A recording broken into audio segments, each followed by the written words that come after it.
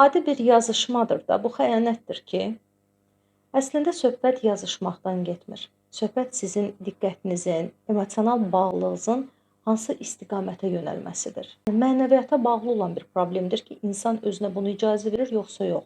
Amma nədən bu istək yaransın, nədən insan bu davranışa meyilli olsun, bunun psixoloji tərəfləri var və bunu daha çox münasibətlərdə araşdırmaq lazımdır ki, sizi bir-birinizdən uzaqlaşdıran problemlər nə ilə əlaqəli idi? Niyə görə emosional boşluq yarandı ki, orada üçüncü bir şəxs daxil ola bildi? Hətta adi bir yazışma olsa belə.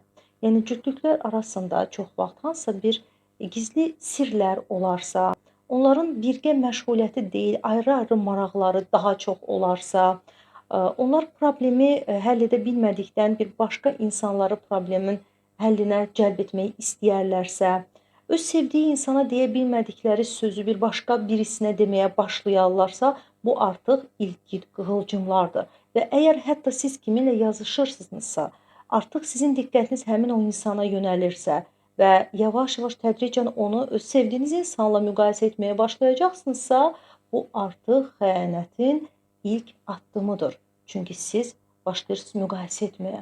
Onunla belədir, bununla elədir. Bu düşüncə tərziniz artıq sizi sevdiyiniz insanla tədricən uzaqlaşdıracaq. Siz sadəcə olaraq münasibət problemi yaşayırsınız və onun həllinə yönələ bilmirsiniz. Ona görə də artıq emosional boşanma baş verir.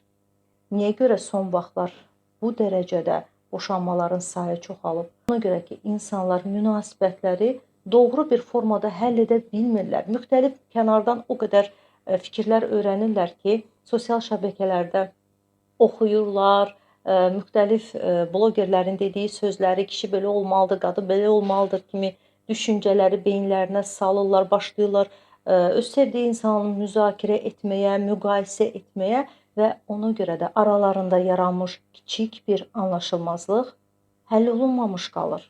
Əgər bir problem həll olunmayacaqsa, orada bir uçurum yaranacaq və mütləq kimsə o uçuruma düşəcək. Buna yol verməyin.